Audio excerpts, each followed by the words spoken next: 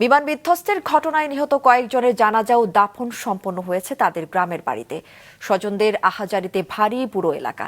টাঙ্গাইলের মির্জাপুরের নয়াপাড়া গ্রামে শায়িত হয়েছে অষ্টম শ্রেণীর শিক্ষার্থী তানবীর আহমেদ।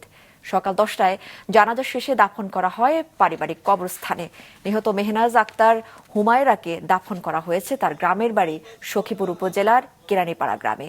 শরীয়তপুরের সখীপুরের ডিএম খালি চর ভয়রা উচ্চ বিদ্যালয় মাঠে জানাজা শেষে পারিবারিক কবরস্থানে দাফন করা হয় ষষ্ঠ শ্রেণীর শিক্ষার্থী আব্দুল্লাহ শামীমকে। 9 বছর বয়সী সাইমা আক্তারকে সকাল 11টায় জানাজা শেষে দাফন করা হয় গাজীপুরের বিপ্রবর্থা গ্রামে। সন্তানকে বাঁচাতে গিয়ে দগ্ধ মা রজনী বার্ন ইনস্টিটিউটে চিকিৎসাধীন অবস্থায় মারা যান।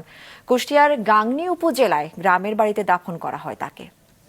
সারাদিন খোঁজাখুঁজির পরে আমরা রাতের 8টার দিকে নিউজ পাইছি যে আমাদের মেয়ে সিএমএস মর্গে আছে।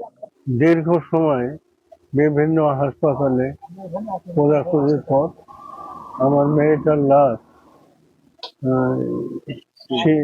সিএমএস হাসপাতালে পাওয়া যায়।